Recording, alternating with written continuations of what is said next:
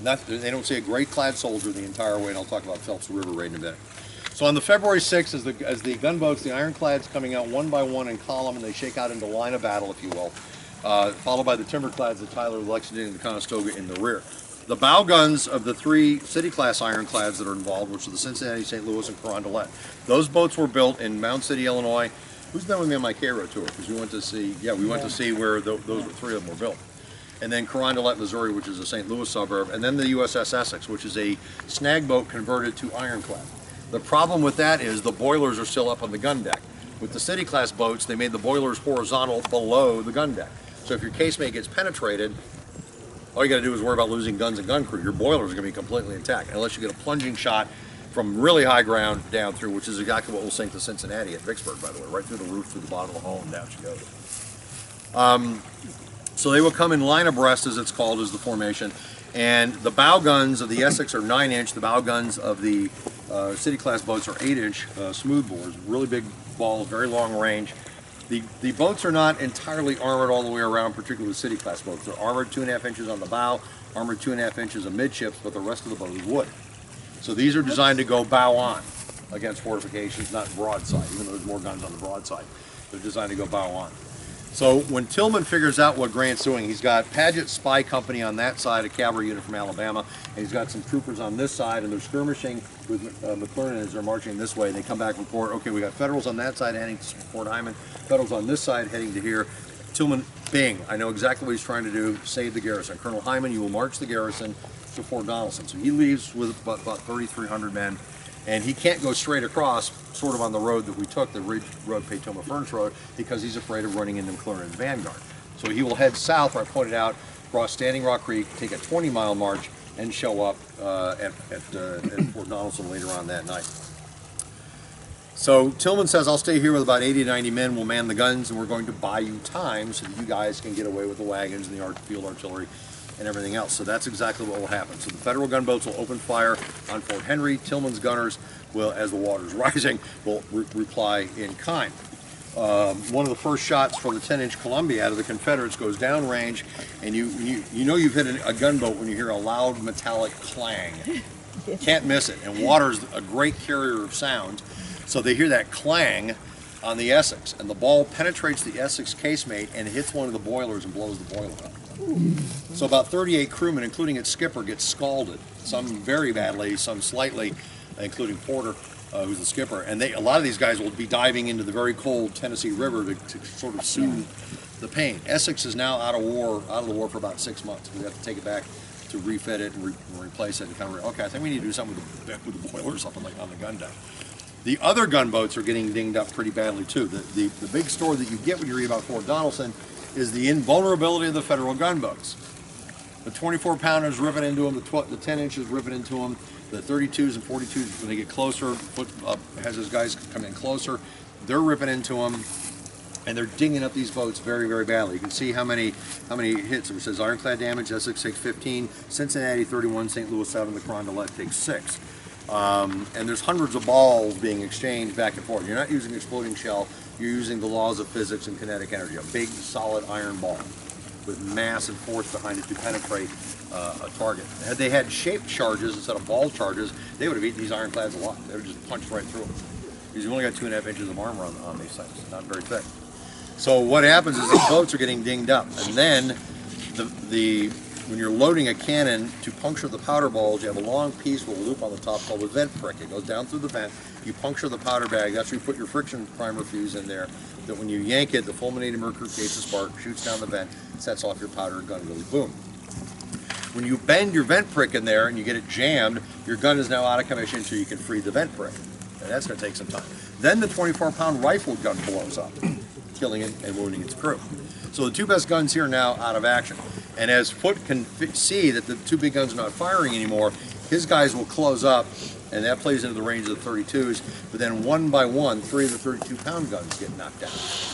And here's the other thing to consider. When you are physically wearing yourself out manning these heavy cannons, what they're doing on the gunboats, the waist gunners will come up and relieve the bow gunners. They just rotate fresh guys.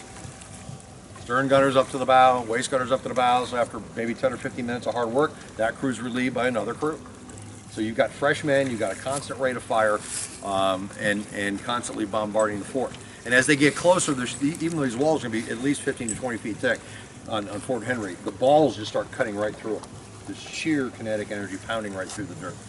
And Tillman kind of looks at his watch and goes, well, I bought about an hour and 45 minutes. That's about the best I could do. The water's rising, I'm losing guns. My men are getting exhausted, so he strikes his colors, up goes a white flag. Now, because of Fort Henry being underwater, Foote will send an officer in a skiff off of one of the gunboats, and they will sail the boat into the sally port.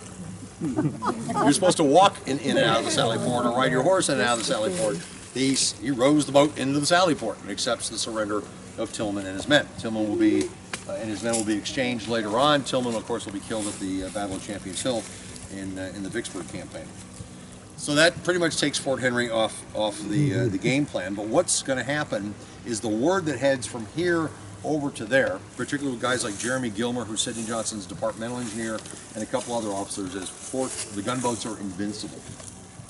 Had those two guns not blown up, that wasn't the case at all. Those gunboats got very badly beaten up. Some of those gunboats got sunk going up against shore batteries, like in the White River. I think it was the Mound City got sunk in the White River. Flip to map 4. This is the part of Fort Henry's fall that a lot of people miss out on, and I think is vitally important. Ledyard Phelps River Raid. He will take the 3 timber-clad boats upstream. He will damage the Memphis-Clarksville-Louisville Railroad Bridge at Danville on the 6th, and then he will keep sailing upstream, and he will get to Cerro Gordo. The reason why we want to go to Cerro Gordo is the Confederates are building a very powerful ironclad there called the CSS Eastport, named after Eastport, Mississippi. In fact, the Confederates will capture and complete it as the USS Eastport, and it will get damaged, if not sunk, I think, on the Red River campaign in '64. Had the Confederates had that boat completed and ready to sail, it would have been the most powerful ironclad in the area, more powerful than any of the Union ironclads. But when they get there, the hull is up, the wooden framing for the casemate is up, there's iron bars on the shore and things like that, so they will drop off one of the gunboats to load up all of that stuff onto the hull, and they'll tow it back to Cairo and Mound City, and they'll finish it there as the USS Eastport. So what the Confederates really need are ironclads to back up the fort system. And they're only building 3 in Tennessee, the Eastport, and then at Memphis Navy Yard they're building the CSS Tennessee, the first one, not the second one at Mobile Bay, and the CSS Arkansas. And that's going to get hauled down into Mississippi and finished in the Yazoo River, and we know what happens later on in '62 when the Arkansas comes out and sails right through Farragut's fleet, and Farragut's guys can't even basically stop it. So Phelps will send 2 more boats down to Florence, Alabama, which is the head of navigation. You have the Muscle Shoals there, and deep draft Tennessee River boats cannot get over the Muscle Shoals. So to get to Chattanooga and Knoxville, you have to go to smaller boats that dock on the opposite side of the shoals and continue on up the river. And they capture more supplies for the Eastport there. There's a new railroad bridge that was a spur of the Memphis and Charleston Railroad, which I argue is the most important railroad in the entire Confederacy because it's the spine. It's the only 2 east-west railroads the Confederates ever had during the war. Which one? Memphis and Charleston. You'll see it passing through Corinth and Iuka and Tuscaloosa, Decatur, and it ties in with the National Chattanooga and Stevenson and rolls on into Chattanooga. So it starts in Memphis and heads due east. So they capture that, and the townspeople there say, please don't damage our nice, pretty new bridge, and he doesn't. And he comes back up, and about within the month, over that very pretty new bridge will come Albert Sidney Johnston and the Army of Central Kentucky on their way from Bowling Green to Nashville to Stevenson, Alabama, getting on the trains going to Corinth, which will set up the Shiloh campaign. So had they burned that bridge, Sidney Johnston is going to have a little bit of time getting across the river there, because the Tennessee is a much bigger river than the Cumberland. And then he sails back and reports there are no Confederate troops within miles. He found a campsite on the way back that had been abandoned because of the gunboats. So if you're thinking Clausewitzian, as I tend to think militarily, if I'm Halleck, you just blown up the river, you don't need to take Fort Donelson anymore. You now have your target opportunity. You grab every transport you can, you put every blue soldier you can, and you drop 20,000, 30,000 troops down here and block the river at Iuka, and Eastport was a major steamboat town, and then the junction of Mobile, Ohio, and the Memphis and Charleston here at Corinth. And you have now advanced the war in the West by probably 9 months. There is no Shiloh, because you don't need it. Because the Confederates, you basically collapse Confederate Department Number 2. There's no reserves. It's a crust defense, and once you punch your hole through it, there's nothing to back it up.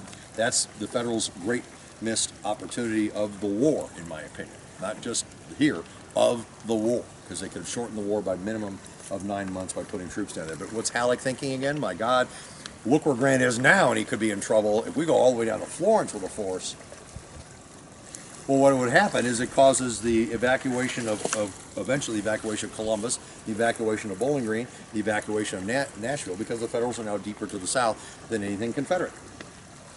The closest Confederate force is in Chattanooga. It's about 2,000 to 3,000 men under Samuel Ledbetter there. And that's basically the only force they find. There's new troops being recruited in Alabama and Mississippi, but they're not ready for action. They're not well organized.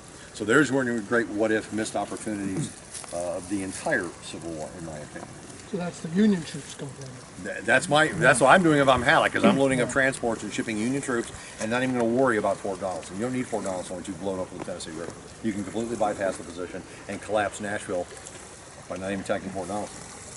I think he would have had a problem with transport because he did getting, McClernand and Smith down here. He didn't have the transport to get them both down here together. That's a good point. The one thing Halleck does do once he has his gut check and lets Grant go is he very well grabs steamboats at St. Louis, blue troops at St. Louis, get on the boats, get down there, because he is deathly afraid of Grant getting chopped off.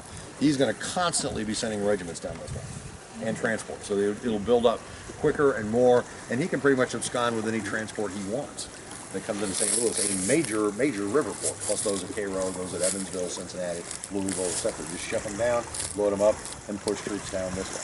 But Halleck doesn't think like that. He's very set-piece Dominion, just like Buell is, just like George McClellan. Very set-piece. So he's not thinking. Now, Napoleon had been in charge here. Grant and a whole bunch of troops are going to go that way. And you have a secure line of supply right here from the river. Don't need a railroad, it's got river bridge.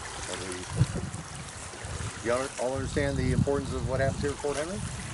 Okay, let's head back towards the bus and we'll take the driving route that part of Smith's division will take heading over to Dover. One other thing, given everything you've said, why was Standing Rock, the bluff is the mouth of Standing Rock? Down that way, 8 miles? Worse than this. It's hard to believe. Because at that point, you've got a nice straight river, it's the S-curve. Because they wouldn't have been able to get enough rounds out to ding the boats up at the time. How far is this from here to the bus? I don't know measurements very well, a couple hundred yards. Are we going back? Yeah, we're going back to the bus now. Right down the path we just came in.